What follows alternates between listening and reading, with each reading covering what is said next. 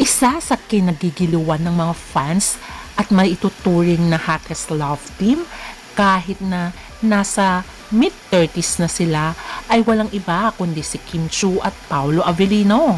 Iba talaga ang kilig na binibigay ng dalawang ito. Nagsimula ito sa linlang. Dahil nga sa great chemistry nila, tinawag silang Kim Pao. Kaya nasundan na naman ito ng isa pang proyektong may Secretary Kim. Dahil nga sa mataas ang ratings nito, kaya naman ay ginawan na sila ng movie ng ABS-CBN. Ito ngayon ay malapit na ipalabas ngayong Marso. Ito ang My Love Will Make You Disappear. Dahil sa kilig na binibigay ng dalawang ito, ang mga fans ay nais ang Kim Pao na sila na ang magkatuluyan. Anyways, pareho naman daw silang single. Kaya for sure, matutuwa ang mga fans sa ibinalita ni Christopher Min na may secret relationship ang dalawa at binigyan niya daw ng singsing ni Paolo Avellino si Kim. Kaya ating alamin kung ano itong singsing na ito. Kung ito pa ay engagement ring.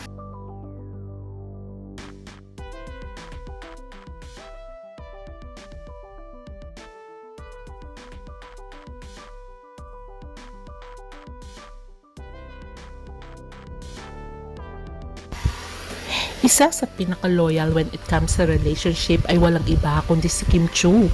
Inamin niya na talaga nagbibigay siya ng buong pagmamahal niya pag siya ay nagkaroon ng relasyon.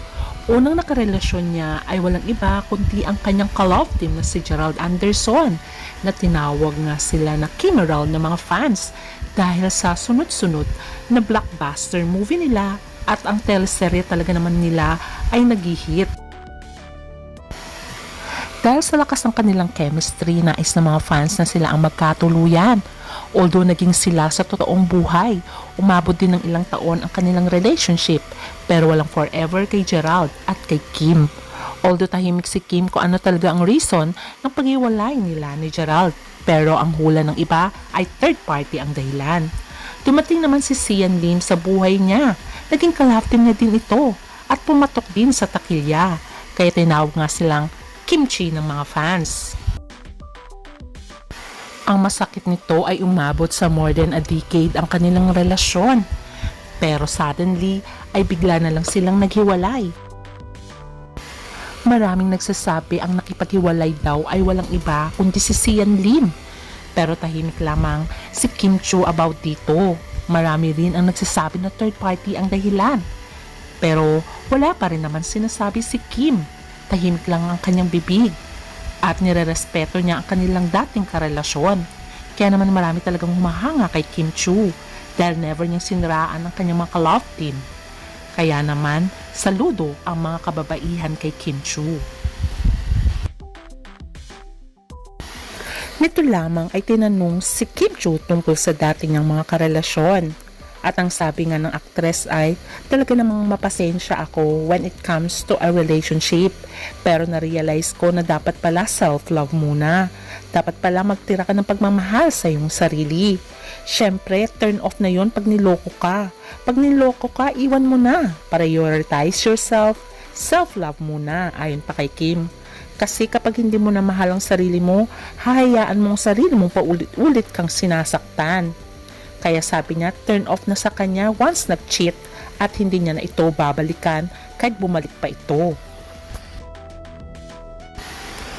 Kaya naman marami ang natutuwa nang ipartner siya kay Paolo Avellino. Naging malakas ang kanilang chemistry, kaya sunod-sunod ang kanilang proyektong ginawa. Pero ating alamin kung sino nga ba ang nakarelasyon ni Paolo Avellino after ichismis siya ngayon kay Kim Chiu.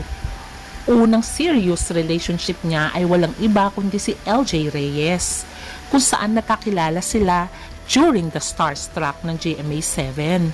Nagkaroon sila ng relasyon at nagbunga ang kanilang pagmamahalan. At sila nga ay nagkaroon ng isang anak na lalaki. Although hindi nga sila nagkatuluyan sa totoong buhay, inamin ni LJ na naging mabuting ama naman si Paolo Avellino. Naging co-parenting sila sa anak nilang si Aki.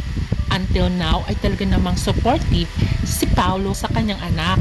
Dumalaw pa nga si Paolo kasama noon si Kim Chu nung pinuntahan nila si LJ para dalawin nga ang anak ni Paolo na si Aki.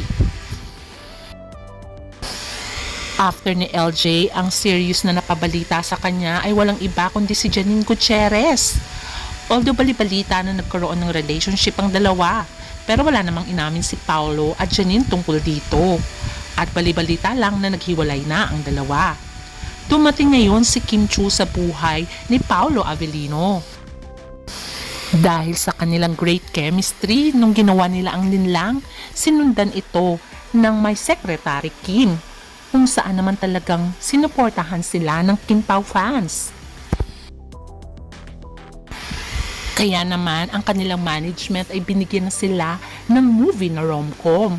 At ang pelikulang ito, My Love Will Make You Disappear, ay mapapanood hindi lamang sa Pilipinas kundi sa ibang bansa. Kaya naman marami nang excited para makita ang pelikula.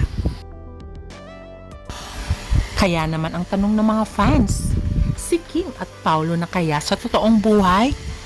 Ayon sa balita ni Christopher Min, ay talaga namang dumadalaw daw si Paolo Avellino sa set kung saan ay nandun si Kim. At hindi lamang yon, minsan din daw si Kim ay pinupuntahan niya rin si Paolo Avellino sa mga shootings nito. Kaya naman dito ay napatunayan na nga at sinasabi na nga ng mga close sa kanila na may relasyon na nga ang dalawa. Lalong tumindi ang speculations nang magbigay ng bulaklak si Paolo Avellino kay Kim noong Valentine's Day na pinost naman ni Kim at siya ay nagpasalamat kay Paolo Avellino. Pero hindi nyo ba alam na last year din ay nagbigay si Paolo Avellino ng flowers kay Kim at sinabihan niya nga si Kim na huwag ka nang malungkot, may flowers ka. Ito yung kasagsagan ng break-up ni Kim at ni Sian Lim. Alam naman natin ni si Paolo ay man of few words. Hindi talaga ito gaanong nagsasalita at umaamin when it comes sa kanyang relationship. Parang ang sinasabi niya is, what you see is what you get. Pero ang napapansin ng mga fans ay unti-unti na rin nagiging jolly itong si Paolo Avellino. Dahil tahimik naman talaga ito. Mula nang din kasama niya si Kim ay ngumiti na ito at talagang lumalabas na rin ang pagkakulit niya minsan. Pero ang lagi niya lang kinukulit ay walang iba kundi si Kim Chu. Mapapansin nyo nakikikain si Paolo Avellino sa baon ni Kim. At dito masaya ang mga mukha nila pareho. At si Paolo, makikita mo na puro tawa lang siya at ngiti sa mga kwela ni Kim. Kaya naman, sabi nga nila ay talagang perfect match dahil opposite attract ay lalo daw nagkakatuluyan. Do you agree with me? Pero ano yung bali-balita na sinabi nga ni Christopher Min na itong si Paolo Avellino ay nagbigay ng diamond ring kay Kim Chu. During that time na may award si Kim sa Korea ay ang suot niyang singsing ay diamond ring na bigay di umano ni Paolo Avellino. Although low-key lang ang kanilang relationship, pero talaga namang makikita mo na in love si Paolo Avellino kay Kim Chu. Bukod di umano sa diamond ring, ay meron pang mga binigay si Paolo Avellino kay Kim Chu. Tulad na lang ng pink bike.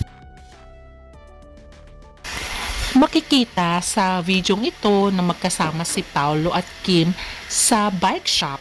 Makikita si Paolo na kinakalikot niya ang kanyang itim na bike at ang katabi noon ay kay Kim Chu. Ito ang napabalitang regalo daw ni Paolo Avellino kay Kim, ang pink bike. At dito mapapansin din sa videong ito na nagbigay si Paolo ng eyeglass kay Kim, kung saan sabi ni Paolo ay wala yun. Kaya naman, marami ang nagsasabi nga talagang mahal ni Paolo Avellino si Kim.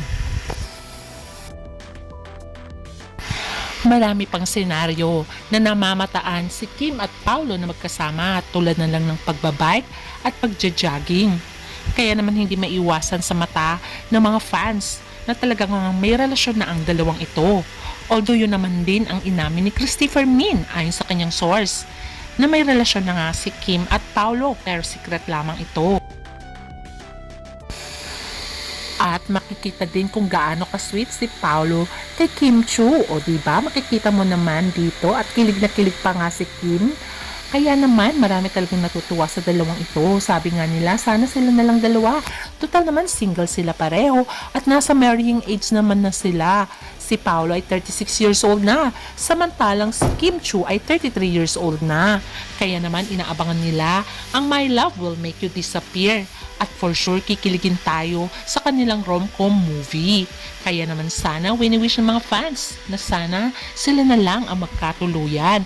At hoping na sa bandang huli ay mag-propose na rin talaga ng tuluyan si Paolo kay Kim Chu. At tig-abangan!